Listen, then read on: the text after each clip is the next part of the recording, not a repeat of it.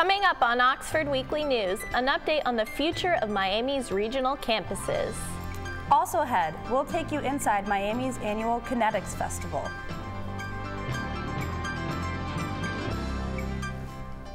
Welcome to Oxford Weekly News. I'm Vanessa Thornton. And I'm Chrissy Zessin. Sigma Nu fraternity was suspended for 4 years after a university discipline hearing. An investigation found the fraternity with hazing violations and must now cease and desist all activities. Since 2011, Greek life incidents have increased significantly. In just the first 3 months of 2015, incidents are nearly as high as the entire previous year, according to the Cliff Alexander Office of Fraternity and Sorority Life. Sigma Nu is the third fraternity to be suspended this semester, after Sigma Phi Epsilon and Kappa Sigma. This week, we got an update on Miami's regional task force. Oxford Weekly News reporter McKenna Sandstrom has more. Thanks, Vanessa. The Miami University Regional Process Committee has considered the recommendations of the task force and presented a final report to the University Senate. I took a closer look at what points they agreed on and what changes students might see in the near future. The Miami University Regional Campus Process Committee released its final report April 13th, with proposed changes and suggestions to the task force's findings. One of the biggest points recommended in the report was the need for Miami regionals to begin offering more four-year degree options in order to create a better educated workforce. Maura Casey is the Regional Associate Dean and served on the process committee. She says although Miami regionals have fewer four-year degree programs, they are not alone. Most of the regional campuses here in Ohio are doing kind of the same thing we're doing right now, which is offering just a small handful of specific degrees. Other points highlighted in the report include referring to the regionals as the Miami University Regional System, keeping the open enrollment policy but make program admissions more rigorous, referring denied admission students for the Oxford campus to the regionals, and to continue to allow all Miami students to swirl. We went against the task force recommendation and decided that we should not limit swirling, so students will still be able to take classes on any campus. And we think that's a great advantage to all Miami students. Some students were concerned with diplomas and transcripts and whether they would differentiate between the Oxford and the regional campuses. The final report, however, shows the committee recommends keeping diplomas the same, while they weren't able to come to terms with whether the transcripts will include divisions or campus locations. Other proposed changes in the report, however, still leave Miami-Hamilton students concerned. I think some of the changes are good. I think more four-year degrees here is a good idea. I think it's great that they're going to offer more four-year degrees. They just approved a master's program in criminal justice here, which is awesome because that's my major. Still a little sketchy on the whole, what the degree is going to say thing. Well, I'm not really sure on the full details just because of some of the things that have been happening. Oxford's not really responding with us. The president, I haven't heard anything from him formally, officially or anything, so I'm concerned. The recommendations made by the process committee will be brought to the Board of Trustees May 1st. All proposals passed by the Board of Trustees may go into effect as early as July 2016. Misdemeanor charges were dropped against William Armour and Samir Lal, the two former students who confessed to defacing a bulletin board with racist, sexist, and homophobic and anti-Semitic slurs. The Butler County prosecutor, Michael Moser, released a statement saying their punishment pales in comparison to their dreams of a Miami University degree, destroyed by their conduct and the embarrassment of those who support them. Both students paid $275 for court fees and are no longer attending the university. A new Miami tradition returned this week to continue educating the community about women in leadership. I attended the event. Take a look. The second annual Women in Leadership Symposium kicked off Thursday, April 23rd. The two-day event featured keynote speakers Nicholas Kristoff and Cheryl Wudun, as well as other renowned alumni and guests. Attendees can choose from activities like book signings, lectures, or lunches. Director of Women's Center Jane Ghosh thinks the symposium is a great way to celebrate women empowerment. One thing certainly is to raise awareness about women in leadership, the impact that they can make, the contributions. The event is intended to inspire and empower women to leave their mark on the world through leadership and giving back. It is part of a larger university-wide initiative aiming to engage and teach about the value of investing in women. Mahogany Shaw, Assistant Professor for Student Affairs and Higher Education, notices a lack of women leadership and hopes the symposium will shed light on the matter. I always feel like, not just at Miami, but anywhere, it would be great to see more women, more female-identified people in leadership positions, and I don't think we have enough of that. The Women in Leadership Symposium is sponsored by the Miami University Alumni Association with support from the Women's Center. Ghosh is hopeful that the symposium will change people's attitudes towards women in leadership. The symposium ends Friday, April 24th, and the university hopes to keep it as an annual event. 2 locations near Beach Street in Oxford will soon be getting a makeover. The 2-acre property on Beach Street and West Central Avenue will become space for leasable offices and self-storage. The building across West Central Avenue and the railroad tracks is also rezoned to become a general business, which will allow the unit to be better utilized. Good news for Miami students. Oxford, Ohio has been named the #1 college town in America by Forbes magazine. Oxford came out on top of 280 cities considered. Their criteria for the list included cost of living, crime rates, quality of higher education, and number of students per capita. State College, Pennsylvania, and Chapel Hill, North Carolina came in 2nd and 3rd on the list. Not only is Oxford the best college town, but according to the Princeton Review, it is one of the greenest. Miami is included in the list of 353 green campuses for 2015. Reasons for being placed on the list included using local and organic food in dining halls, committing to each new building LEED certified, and having academic programs that focus on sustainability. Coming up, ASG's new president and vice president tell us about their plans for the year ahead. We'll be right back.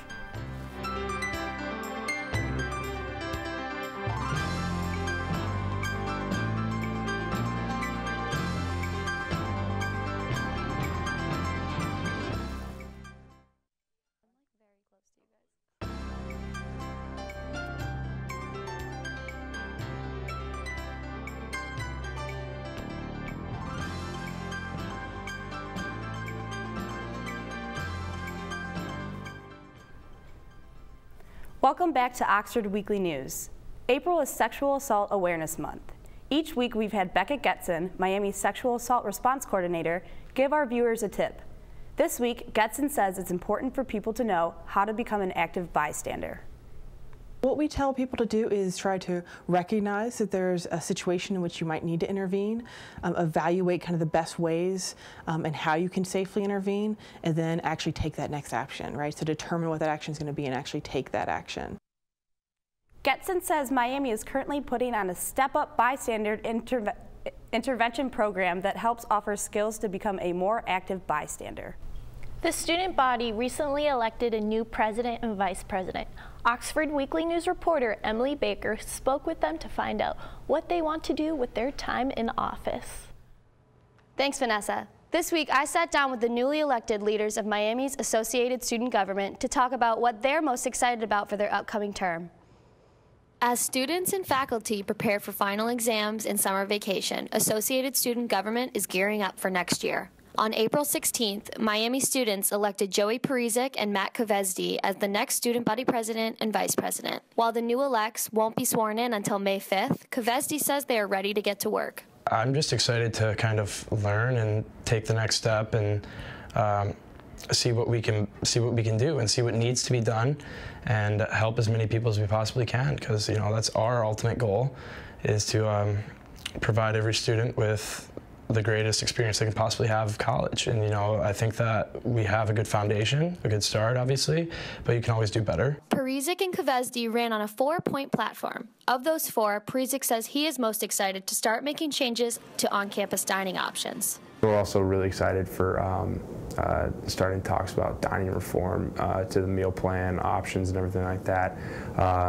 because And that's something we'll probably work on right away because dining is going through management changes in the next year, and doing outsourcing of food where now food prices will inevitably be lower. So it's like the perfect time to be having these conversations with them about more attractive meal plans. While changes to campus dining has momentum for the incoming president and vice president, both say their platform's most popular point was the idea of creating a way for alumni to donate their frequent flyer miles to students studying abroad. Kuvesdi says the idea came to him late one night while researching for the election. 12 o'clock at night at the library, trying to formulate a platform to win us an election, and I was going through and I was reading a bunch of other student government stuff, and they said they wanted to partner with airlines. And I go, well, it's going to be hard to partner, but could we possibly find a way to make studying abroad cheaper? The pair are friends from playing on the club hockey team and continued to work together as they got involved with student government. Parisic says sharing the experience with a friend has made them both appreciate it even more. I think we're just really excited to get going and get started. It's been a crazy last month and a half or so with the campaign. We've met so many people and talked to so many different organizations. Like, it's been such an unbelievable experience so far. Right? We both said, like, even if we had lost it, the whole experience has been incredible. Parisic and Kuvesdi will shadow the outgoing president and vice president to learn the ropes before taking office May 5th. Back to you, Christy and Vanessa.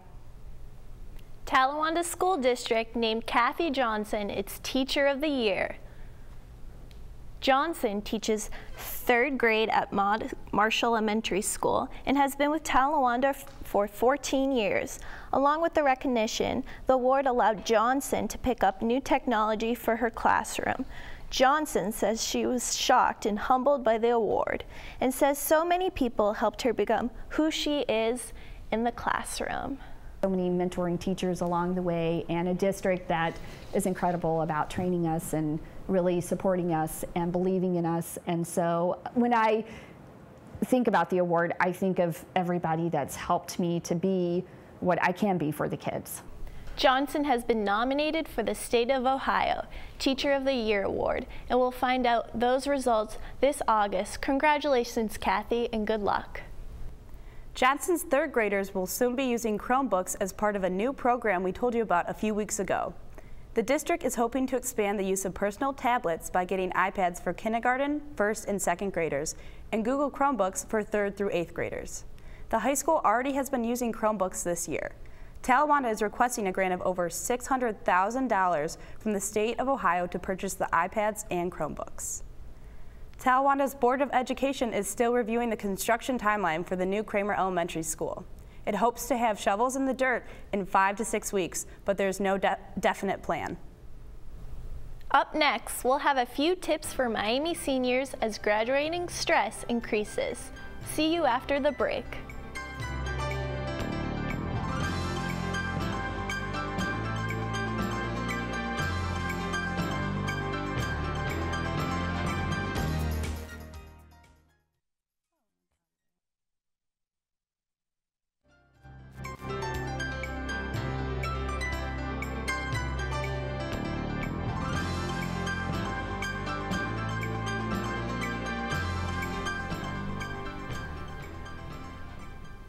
Welcome back. With graduation day approaching, Miami seniors are having mixed feelings about their transition to becoming young professionals. Oxford Weekly News reporter Katie Espolita has the story. May 16th is just around the corner, and with nearly 4,000 seniors receiving their Miami diplomas, some graduates are hesitant to walk across the stage. Dr. Kip Alicio, the Director of Counseling Services at Miami, says more seniors schedule appointments near the end of the year because of the anxiety about leaving college and joining the professional world. Miami senior Akara Harris says after applying to over 50 jobs since January, she's only heard back from less than 10 and has only one sitting offer. Harris says searching for jobs while continuing to be a student just adds on to the stress. I didn't hear no, I didn't hear yes. It's literally just like my application is sitting. So that part is like the hard part for me, because it's like, I don't know, like if I call and they don't answer, do I call back? Do I leave a message? Like that's the part that kind of gets a little difficult for me, because it's kind of like that gray area. On the other hand, Miami senior Elizabeth Cushney has already been accepted into a graduate nursing program at Loyola University in Chicago and says she's stress-free until finals. The stress? Yeah, and then like this week I feel like I have nothing, and then it's all finals and all the papers and stuff, so I think it's gonna hit me pretty hard. Julianne McKay, co-president of Peer Hawks, a health education organization here on campus, says there are multiple ways to reduce the stress that's building up, whether that stress is coming from finals week or the job search. Exercise, try to eat healthy, that helps physically with stress. Also manage your time, try to make lists of everything you need to complete before the end of the year, check it off. And then also talk to someone about it. It's easy to vent to someone, and then they can help you come up with ideas how to cope with that stress. The Counseling Center also has multiple resources on their website for students to utilize to help reduce their stress. Reporting for Oxford Weekly News, I'm Katie Espolita. Good luck to all of our seniors in their last month at Miami. Miami students and Oxford residents are stopping to laugh at the intersection of High Street and Sesame Street. Miami's theater department is putting on Avenue Q, an adult puppet show inspired by an idea from people who worked on Sesame Street.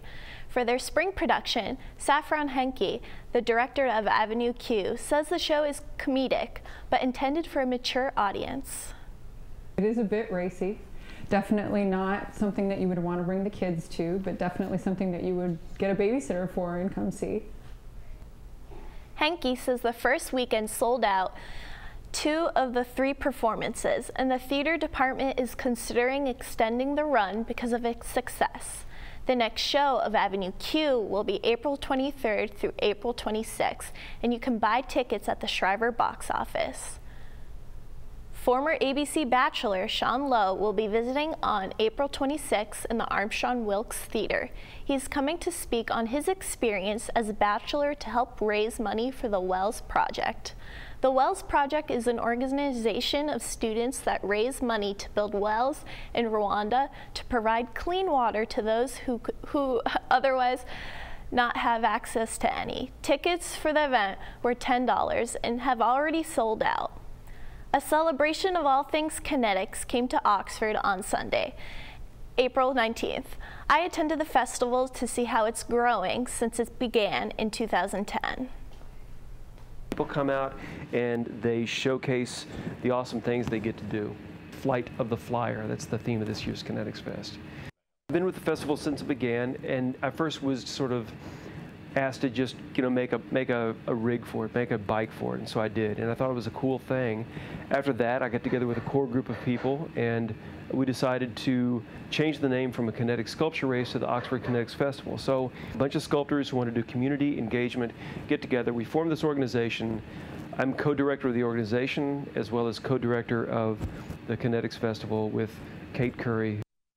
One of the great things about the festival is it's a place where everyone who lives in Oxford and in this surrounding region isn't just sharing the same space, but they're really sharing an experience that they're all really equally enjoying and benefiting from. When we make something, and I can't do it all on my own, that's why it's a huge collaboration. There's so many students involved, so many faculty involved, so many staff members involved, community is involved, other artists that I know. They all come together to showcase this amazing set of things they've made, and not just for them to be awesome, but for these items to be able to be just descended upon by people who want that kind of engagement. And people operate it, and they ride these things, and they take turns participating in it. I guess I want people to understand that there's something for everybody, and it's just a really great day. And we always say that if you come once, you'll never not come back. This year, the festival was extended 2 days and included activities for all ages. Congratulations to the Miami Men's Club Volleyball team for winning the 2015 National Tournament. The team defeated University of Virginia to take home the National Collegiate Club Volleyball Championship title. Also coming home coming home happy from nationals is Miami's mock trial team, which placed third in the Cincinnati-based tournament. The team was allowed to send 10 members. Even though half of the team had never competed in a national championship tournament before, Miami finished only a half ballot behind second place winners University of California, Berkeley. Harvard University and Yale University took the winning and runner-up places. That's all this week. Thanks for joining us. I'm Chrissy Zessin. And I'm Vanessa Thornton. You can watch us online at MiamiOHTV.com and also connect with us on Twitter and Facebook.